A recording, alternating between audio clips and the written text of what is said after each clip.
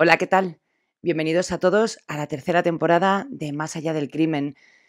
Los que me estáis viendo por YouTube, bueno, pues os estaréis dando cuenta de que he cambiado un poco el set, llamémoslo set, porque es la habitación de mi hija y faltan algunas cosas, algunos detalles que no me han llegado a tiempo, pero a partir de ahora, pues vamos a grabar así, porque me habíais pedido imágenes, queríais que se me viera la cara y aquí estamos. Para los que me estáis escuchando desde las plataformas de podcast, pues hola a todos, bienvenidos y vamos a empezar con la nueva temporada de Más allá del crimen, la tercera ya, madre mía. Una cosa que quería aclarar antes de empezar con el episodio de hoy, y si queréis lo podéis pasar hasta el empiece de este nuevo episodio, y son unos puntos que quería tratar con vosotros y que quería comentar.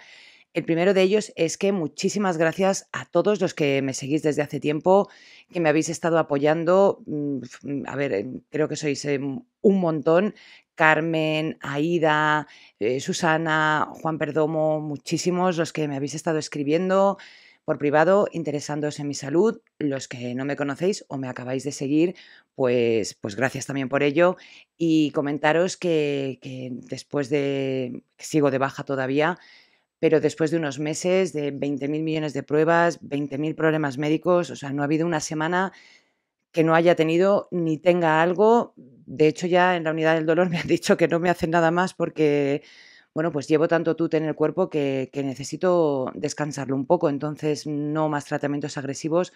Son muchísimas patologías las que me han diagnosticado, entre ellas la fibromialgia y el agotamiento crónico, aparte de la ansiedad, del estrés, problemas en la cadera, en las lumbares, en las cervicales. Bueno, parezco una señora mayor yendo a la farmacia con 200 recetas, pero es lo que hay y dentro de lo que cabe, pues con la alimentación y buena letra, porque ya es que ni medicamentos. Me dio un shock anafiláctico en casa una noche y casi me muero. Entonces, pues me tienen que hacer todavía más pruebas para ver qué ha ocasionado esta reacción alérgica y, por lo tanto, tampoco puedo tomar medicamentos. Así que esta es la actualización en el tema de la salud. Gracias a todos. Otra parte importante que quiero tocar es la periodicidad de los podcasts y va hilado al punto número uno, porque debido a mi estado no voy a poder sacar todos los episodios que quiero. Tengo mis miembros en Patreon y en iVoox y necesito también trabajar en episodios para ellos porque realmente, bueno, pues están aportando una ayuda económica al podcast cada mes. Así que esta temporada y de momento y hasta nuevo aviso, si todo, bueno, no se sabe, en el futuro todo puede cambiar, lo vamos a hacer de la siguiente manera. Los viernes alternos vamos a sacar un podcast en abierto, es decir, cada 2 semanas, y los otros 2 viernes va a ser uno en exclusivo para mis miembros de Patreon, los miembros de iVoox Plus y también la gente que se ha suscrito a la parte de membresía de YouTube.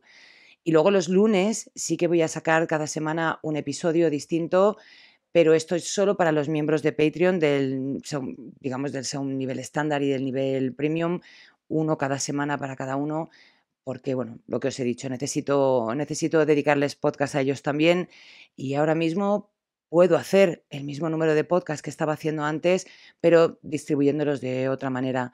Yo lo siento un montón por los que me escucháis en abierto. Intentaré de vez en cuando sacar algún especial, alguna cosa, no sé, alguna entrevista con alguien, algo o dar avances sobre casos de los que ya hemos tratado en el canal.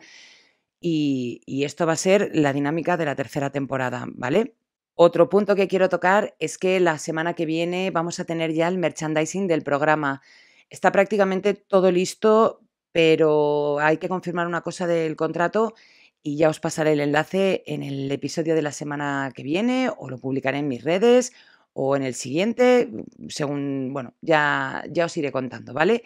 Hay un montón de cosas. Tenéis tazas, delantales, chapas, fundas del móvil, fundas de AirPods, un montón de cosas. Ya os pasaré el enlace, como os he dicho, y lo podéis ver y también con eso me ayudáis un montón. Y creo que ya he cubierto los puntos importantes de los que quería hablar antes de empezar con el nuevo episodio de esta tercera temporada. En 1981, dos senderistas son atacados por una persona mientras están haciendo una ruta por el Sendero de los Apalaches en Estados Unidos. La pareja, formada por Robert y Susan, había parado a descansar en uno de los refugios que hay a lo largo de todo el sendero. Sin esperárselo y sin venir a cuento, los dos fueron brutalmente atacados y fallecieron. Este no ha sido el único crimen del Sendero de los Apalaches. Ha habido más, pero ninguno cometido por el mismo asesino. Vamos a conocer hoy las historias de Robert y Susan y de Scott y Sean. Como siempre, mi nombre es Susana García y estáis escuchando Más allá del crimen. Comenzamos.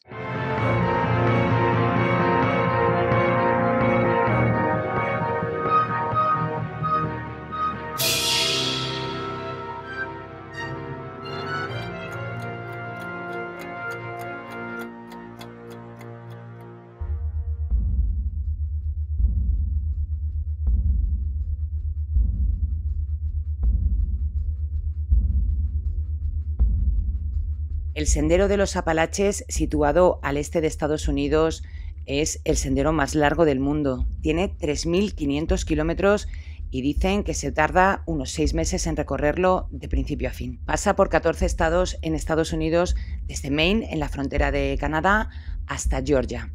Entre 2 y 3 millones de personas hacen parte de este sendero cada año y dicen que poco menos de 1.000 lo recorre en su totalidad. La idea de este sendero nació en 1921 y el proyecto se completó en 1937. Y desde entonces ya os digo que han pasado millones de personas. Gaby Petito, que ya conoceréis la historia porque la hemos cubierto además en este canal, acudió con su novio Brian Laundrie antes de que este acabara con su vida, en el Grand Teton National Park. En el Sendero de los Apalaches no hay muchas historias de crímenes. Sí que es cierto que hay algunas, como en todos sitios, pero en proporción al número de visitantes que tiene cada año, digamos que el porcentaje es muy bajo. En 1974, Margaret conoció a Joel en un restaurante donde trabajaba. Él tenía 26 años, ella tenía 17 y él le empezó a contar la idea que tenía de hacer el Sendero de los Apalaches. Claro, ella no había hecho deporte en su vida, no era una chica aficionada y le pareció un mundo hacer esta ruta. Además, era menor de edad y sabía que sus padres no le iban a dejar ir con un hombre más mayor y sola. Así que se inventó que este chico iba a hacer una ruta con un montón de alumnos y que ella sería uno de ellos, y le presentó a Joel a sus padres para que le conocieran y estuvieran un poco tranquilos, y los padres accedieron.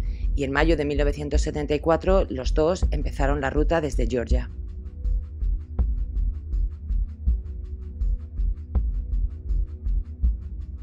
Llevaban poco camino, unas 6 millas, unos 10 kilómetros, y llegaron a un refugio.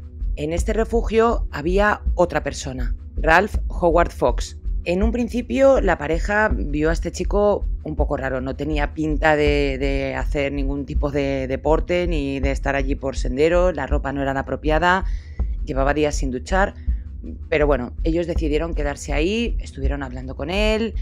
Y el chico, Joel, le dijo a Margaret que por la mañana temprano, se iban a levantar y se iban a marchar rápidamente y que iban a desayunar en otro sitio para alejarse lo que más pudieran de este chico. Por la mañana, mientras Margaret se estaba aseando, Ralph atacó a Joel y le ató las manos a Margaret, la ató a un árbol, la dejó allí sola, la dejó durante 15 minutos, se fue, volvió diciendo que se había deshecho de Joel con su mochila, y le dijo que iban a seguir el camino, que tenía 2 opciones: quedarse sola en el sitio donde estaban o ir con él hasta una carretera y pedir ayuda.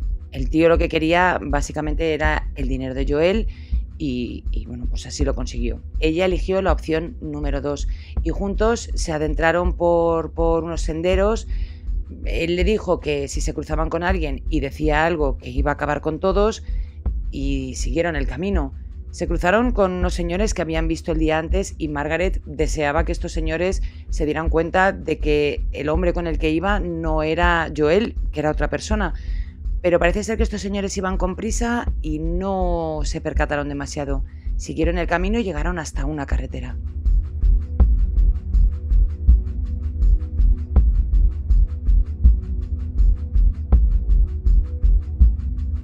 Allí una mujer les recogió, les llevó hasta un motel. Él le dijo que al día siguiente la dejaría sola y se pasó toda la noche con este tipo. Ella durmiendo, él con un arma en una silla todo el rato vigilando que esta chica no hiciera nada. Ella, asustada, no podía decir que la habían secuestrado, porque él amenazaba con acabar la vida de todo el que se cruzara y al que ella le pidiera ayuda. Canjeó unos vales que tenía Joel en su mochila por dinero y llegaron hasta una estación, y en la estación le dijo que ella se podía marchar donde quisiera, que él se iba a Atlanta. Ella cogió un autobús hasta su casa. Cuando llegó a su ciudad no le atendían el teléfono, ni su hermano ni sus padres, y lo denunció en la policía. La policía fue hasta el sendero donde habían ocurrido los hechos y allí encontraron el cuerpo de Joel. Ralph había cogido un autobús a Atlanta y cuando llegó la policía, allí este tipo no estaba. Y os lo voy a resumir brevemente porque este no es el caso que nos ocupa hoy, es simplemente por poneros un poco en antecedentes y contaros algunos de los hechos que ha ocurrido en el sendero de los Apalaches. Estuvo en la cárcel hasta 1991, que se le concedió la libertad condicional y, como pasa en muchas ocasiones, acabó con la vida de otra mujer, en este caso una chica de 29 años. Esto fue en 1992. En 1993 fue encarcelado y en el año 2003 le llevaron al hospital estatal, donde falleció de un cáncer de pulmón. Y esta es una de las historias ocurridas en el sendero de los Apalaches, que ya os digo que no son tantas. Esta historia que os acabo de contar es de 1974. Vamos a viajar ahora hasta 1981. Susan Ramsey y Robert Mountford, una pareja de 27 años, trabajadores sociales, decidieron hacer una de las rutas del Sendero de los Apalaches para recaudar dinero para una causa social relacionada con la salud mental de un hospital donde trabajaba la madre del chico. Estaban muy contentos. Era un viaje que tenían planeado, lo tenían todo controlado, dónde iban a parar, dónde no iban a parar, e incluso en mitad del camino iban a ver a unos familiares que ellos creen que iban a anunciar que se iban a casar. Esto no está confirmado, pero es lo que se cree. Por lo tanto, este viaje para los dos era algo muy simbólico. Iban a recaudar dinero, iban a conocer a unos familiares, tal vez anunciar su compromiso. Tenían planes, tenían un futuro y sin más, en mayo de 1981 se embarcaron en esta ruta. Todo comenzó normal, pararon en varios sitios y en una tienda que pararon a comprar, Margaret se puso a hablar con un chico. Este chico empezó a tontear con ella, bueno, pues ya nos podemos imaginar, y Robert pues se metió en medio. Los dos siguieron su camino y durante este recorrido hicieron migas con una chica con la que habían quedado en un pueblo donde tenían pensado llegar los tres. Habían quedado para tomar algo y este es el plan que tenían.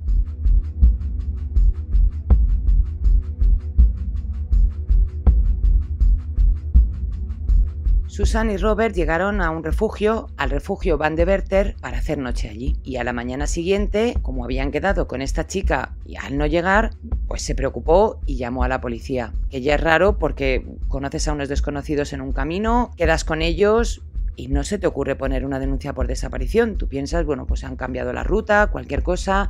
También pensad que es 1981, no hay móviles, no puedes dar parte de dónde estás en cada minuto, pero ella se preocupó y llamó a la policía. La policía se lo tomó muy en serio y empezaron a intentar hacer el recorrido que podrían haber hecho Susan y Robert. Preguntaron a todos los senderistas que se encontraban por el camino, algunos no les habían visto, pero algunos sí.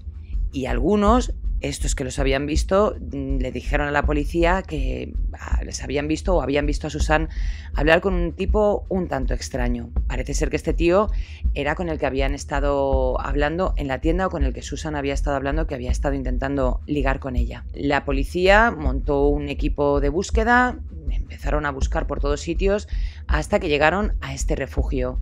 Y allí encontraron manchas de sangre. Buscando un poco por la zona, encontraron un bulto, una zona tapada con hojas, y cuando descubrieron la zona, pues encontraron el cuerpo de Susan metida en su saco de dormir y había sido acuchillada en múltiples ocasiones. Gracias a la ayuda de un perro, días después encontraron el cuerpo de Robert en similares circunstancias. Lo que pasa que él tenía una herida por arma. En algunos sitios pone una, en otros pone 3. El caso es que Robert había fallecido y había sido enterrado en otra zona un poco más alejada. Por eso tardaron varios días en encontrarle. Pero claro, ¿quién podía haber acabado con la vida de una pareja que lo único que hacía era un viaje por recaudar unos fondos, con una causa social, y encima tenían un montón de planes los dos?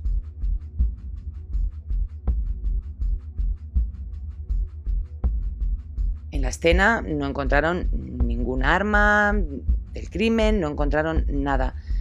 Rebuscaron en la mochila de Susan y lo que encontraron fue una cámara de fotos, pensando que esta cámara podía dar alguna pista o algo que pudiera ayudar a los agentes a encontrar al culpable.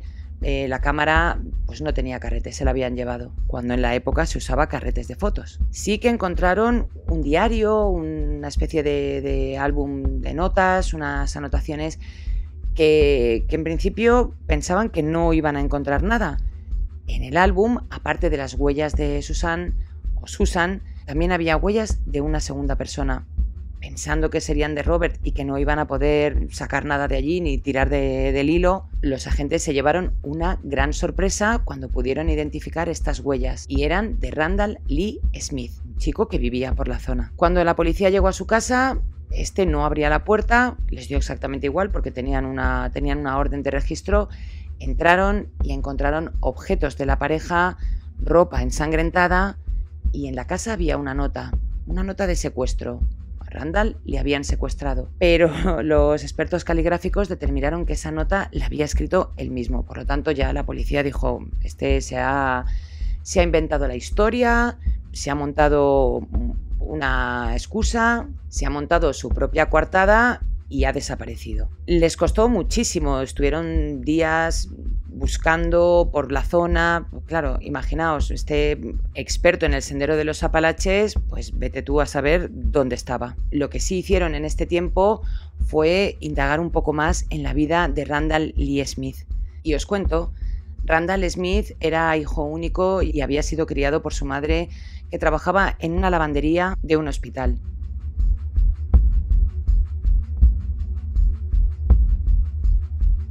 Vivían en la localidad de Petersburg, en Virginia. La mujer se la conoce por ser una mujer muy tranquila, muy para ella, una señora. El único problema es que había criado a Randall como si fuera una niña. De pequeño le vestía como una chica, le hacían bullying en el colegio, no tenía amigos, se había criado solo, y esto a lo largo del tiempo pues le había afectado. Como un niño solo, empezó a recorrer el sendero de los Apalaches. Era un experto en la zona, se lo conocía todo, pero el problema de este chico es que estaba siempre solo. Ya os digo, el no tener contacto social hace que las personas, bueno, pues acaben muchas veces en esta situación. No digo que siempre, pero en el caso de Randall, pues a él le afectó muchísimo. Era muy introvertido, tampoco es que tuviera una carrera específica, terminó de estudiar y hacía trabajos, bueno, ñapas, chapuzas, como queráis llamarlo, para sacarse algún dinerillo. Muy extraño. Cuando la policía llegó a su casa, que encontraron los objetos de Susan y de Robert, encontraron artículos de hospital, que ya sabemos que su madre trabajaba allí, pero los usaba como artículos sexuales. No sé qué tipo de artículos ni cómo se los había tuneado, me puedo hacer una idea, imaginaos lo que queráis. Y como un hombre solitario, también tenía cantidad de contenido para adultos bastante desagradable en este caso. Y como os decía, la policía no sabía dónde estaba Randall. El agente que llevaba el caso, ya un poco cansado, saturado del tema, se fue a Myrtle Beach a descansar con su familia unos días de vacaciones, y casualidades de la vida, quiso que este Randall Smith fuera detenido precisamente en Myrtle Beach. Lo que sí que he leído es que encontraron su coche allí, y dentro del cenicero había una nota donde había escrito: qué majos eran Robert y Susan, pero para cuando les encuentren yo ya estaré muy lejos. Pues no estaba muy lejos, estaba allí. Le detuvieron y este agente que llevaba el caso fue a interrogarle junto con otros policías. Al principio Randall se hizo un poco el tonto, que tenía amnesia, que no se acordaba de nada, no tenía ni idea ni de quién era, no sabía ni quién era, como para acordarse de quiénes eran Robert y Susan. Pero la policía, que era más lista que él, le dijeron: bueno, vemos que tienes un montón de heridas, de picaduras, estas heridas son graves, vamos a tener que ir al hospital y necesitamos que firmes una autorización para poderte llevar para ser curado.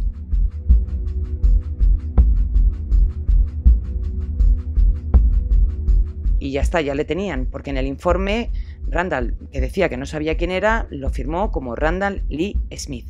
Así que de amnesia, nada.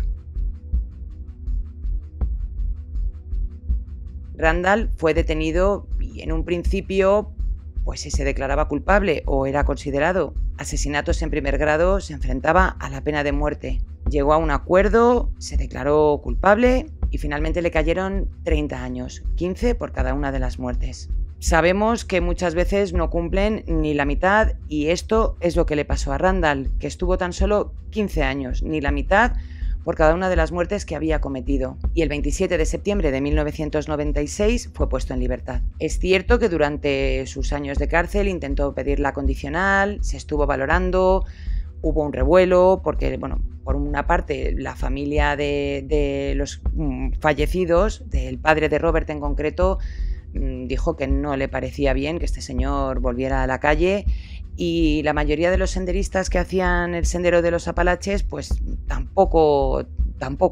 El comité, que es el que decide si se le da la condicional o no, recibió muchísimos mensajes, todos en contra de que este señor tuviera la libertad condicional, y por tanto desde 1986, que fue muy poquito después de cometer los asesinatos, que fueron en 1981, en 1986 este señor ya estaba pidiendo la libertad condicional. Imaginaos acabar con la vida de dos personas porque os da la gana y a los 5 años estar en la calle. Bueno, pues no se la concedieron y finalmente estuvo 15, pero al final salió. La madre de Randall sí habló, ella comentó que estaba deseando que su hijo saliera.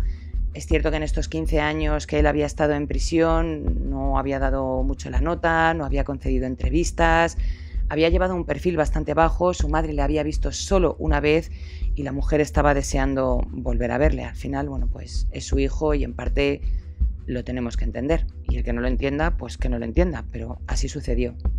Ya estamos en 1996. Randall Lee Smith ha salido, ha vuelto a vivir a casa de su madre y allí pasa el tiempo. Yo no sé si jugando al mus, si con estos objetos sexuales que se hacía en casa, viendo contenido para adulto, yendo al sendero de los Apalaches o qué hacía este hombre, porque ya os digo que no hay mucha información al respecto. Lo que sí sabemos es lo que pasó en el año 2008. Para entonces la madre de Randall ya había fallecido, había heredado el hombre algo de dinero, pero se lo fundió rápidamente y con las mismas se cogió a su perro, cogió una mochila, se adentró en el sendero de los Apalaches y desapareció.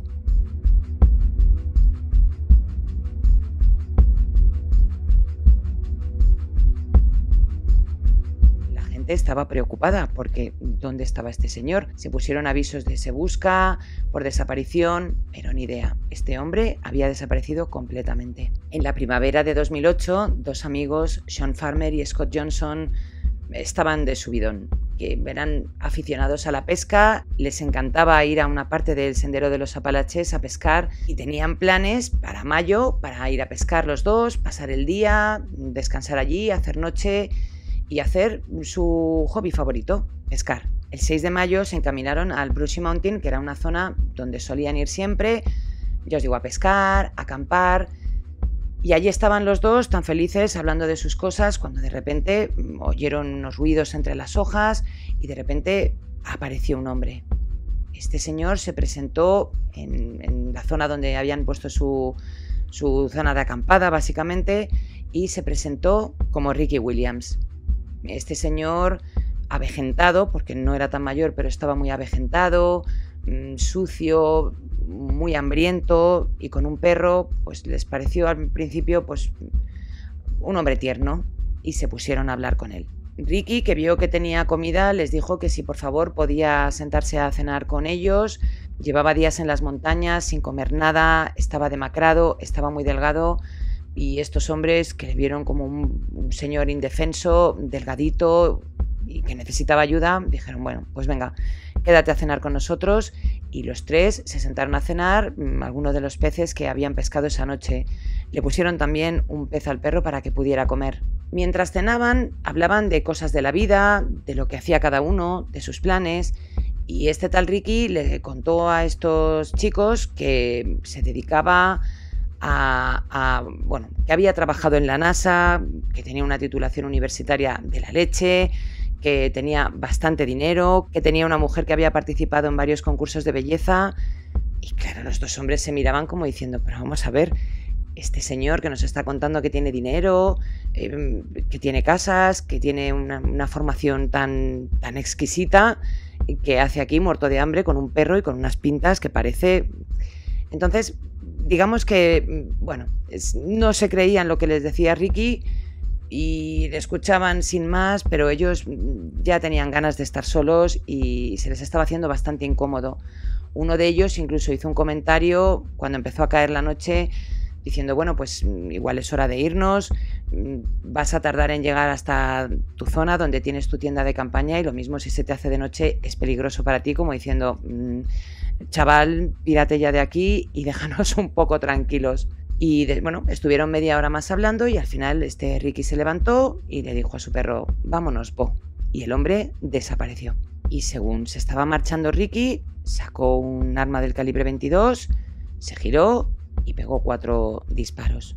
El primero de ellos le rozó la sien a Sean, el segundo alcanzó el cuello de Scott. Los dos hombres salieron despavoridos mientras este señor les perseguía con su arma y seguía disparando. La tercera bala le dio a Sean en el pecho y la cuarta volvió a darle en el cuello de Scott. Scott empezó a correr y consiguió esconderse detrás de un árbol mientras que Sean se dirigió directamente hacia su coche.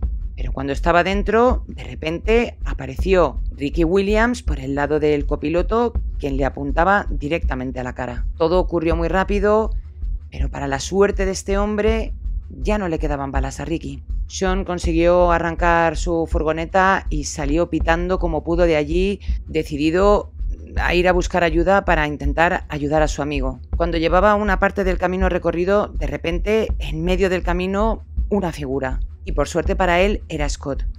Abrió la puerta del coche, se metió dentro y los dos salieron de allí pitando como pudieron. Tened en cuenta también que la furgoneta del otro amigo estaba allí y pensaban que Ricky pues la podía coger, podía arrancar y en cualquier momento iba a aparecer persiguiéndoles. El camino era abrupto, les quedaba un montón de kilómetros hasta el hospital más cercano. Iban los dos mareados, mientras que uno se iba sujetando una herida, el otro se iba sujetando la otra, iban conduciendo por turnos, porque uno parecía que iba a desfallecer. En un momento se salieron de la carretera, parecía que no iban a llegar, volvieron a encaminar el coche por la carretera y poco a poco salieron de allí como pudieron hasta llegar a una zona de casas. No todas tenían luz, pero por suerte para ellos, una sí. Scott se bajó del coche, empezó a porrear a la puerta pidiendo por favor ayuda, que llamaran al 911. Y en esa casa vivía una mujer que se llamaba Melissa Miller. La mujer que en un principio pues, pensaba que le iban a atacar o que había ocurrido algo. También pensad que estas casas están como en medio de la nada. Al ver a dos hombres heridos, llamó corriendo a su hijo, le dijo que bajara toallas, les hizo pasar, estuvieron con toallas apretando las heridas hasta que pues pudo llegar una ambulancia. La ambulancia tardó 20 minutos, que para una situación como esta, 20 minutos y perdiendo mucha sangre, pues es que los hombres pensaban que no iban a ver el final del día. La casa está en una zona muy remota y entre que avisaron, llegaron, pues estos 20 minutos se hicieron eternos. En estos 20 minutos, que ya os digo que fueron una vida, Scott pensaba que se iba a morir y le pidió a esta mujer, a Melissa, que le dejara el teléfono para llamar a sus padres y poderse despedir de ellos, porque es que veía que le quedaba un hilo de vida al pobre.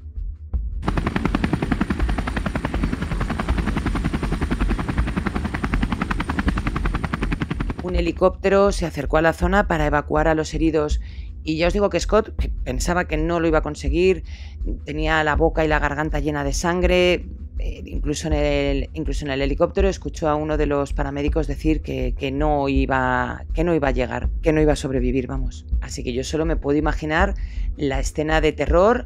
Después de estar con tu amigo de pesca, llega un tío, se pone como loco a pegar disparos. El miedo que pasas desde que coges la furgoneta hasta que encuentras una casa, que si no llegan a encontrar la casa, estos dos, pues es que no ni sobreviven. Llega la ambulancia, o sea, los minutos se tienen que hacer horas y escuchar al paramédico decir que no vas a llegar vivo, pues tiene que ser cuanto menos un poco dramático, ¿no? Y ver que tu vida se va acabando y que va llegando a su fin y dices, ¿qué he hecho yo en esta vida para merecer un final tan asqueroso. Esta mujer, Melissa, pues la verdad que fue una heroína, porque no solo ayudó a parar la hemorragia de ambos amigos, sino que también tenía uno de los pósters de Se Busca de Randall Lee Smith. Y este Randall Lee Smith era Ricky Williams, el hombre que les había disparado. El hombre que llevaba desaparecido tiempo, que se había ido con su perro y del que nadie sabía nada. El mismo hombre que había acabado con la vida de Susan y de Robert en el año 1981 y que se había pasado solo 15 años en la cárcel. Y la vida es como es, y esa misma tarde-noche uno de los policías que iba patrullando por la zona se cruzó con la furgoneta de Scott, que sí, la había robado finalmente. No les había perseguido, pero se la había llevado y pasó justo en dirección opuesta. Este policía dio la vuelta corriendo, empezó a perseguirle, Randall aceleró, se le fue un poco el coche y como era un poco bobo, porque es que diría una palabra más fuerte, volcó el coche y ya le cogieron. Este accidente le provocó heridas que tuvieron que atenderle en el hospital. En la furgoneta encontraron el arma del calibre 22 y casualmente fue al mismo hospital donde habían ido Sean y Scott. Es que la vida a veces es una carambola. Los hechos con Scott y Sean habían ocurrido el 6 de mayo. El día 9, este Randall ya había sido llevado a otro centro hospitalario y el día 9 uno de los agentes fue a llevarle la cena, pero al ver que la cena no se movía de su sitio, no se la había comido, seguía allí, empezó a llamar a este señor por su nombre, Randall, Randall, Randall, y Randall no contestaba. Randall se había muerto. Tenía 44 años. Y os estaréis preguntando qué le pasó. ¿Acabaron con él? ¿Acabó él mismo con su propia vida? Bueno, pues no. Había muerto de causas naturales. Que ya se podía haber muerto 4 días antes y haber evitado todo esto que sufrieron estos dos pobres hombres. Que si no es por la suerte y la carambola de la vida, estarían hoy bajo tierra.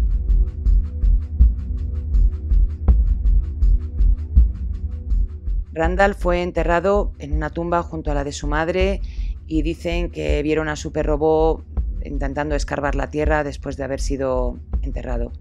A mí el perro me da bastante pena, la verdad. Pero bueno, hay quien dice que este perro fue adoptado, que tuvo una vida feliz, así que bien por él. Y este se dice que ha sido el único caso de un asesinato doble en el Sendero de los Apalaches, en el caso de Susan y Robert. Pero es que además, el mismo que había acabado con la vida de esta pareja había intentado acabar con una pareja de amigos 22 años después. Y aquí tenemos también las consecuencias de la libertad condicional, que te caen 30 años, cumples 15 y luego haces lo que te da la gana. Scott y Robert se recuperaron de sus heridas. No he encontrado nada de información de qué ha sido de ellos. Imagino que tampoco han querido dar más publicidad al caso. Y este ha sido uno de los casos, porque como hemos visto hay unos cuantos más, de crímenes en el Sendero de los Apalaches. Si os ha gustado, dejádmelo en comentarios y si queréis pues os hago un recorrido de todos los crímenes que han ocurrido aquí o de toda la información que haya publicado hasta la fecha y así tenéis como un episodio con varias historias. Gracias como siempre por haber estado ahí. Gracias a mis miembros de Patreon, a Ruser, a Sumi, Juan Perdomo, Lucas Raúl, Elizabeth, Lorena, Sonia, Paloma, Susana, Loreta, Laura, Carolina, Aida y Lidia. Dejadme like, suscribiros y como os he dicho antes, el próximo episodio en abierto dentro de 2 semanas. Os mando un beso muy fuerte a todos. ¡Feliz fin de semana!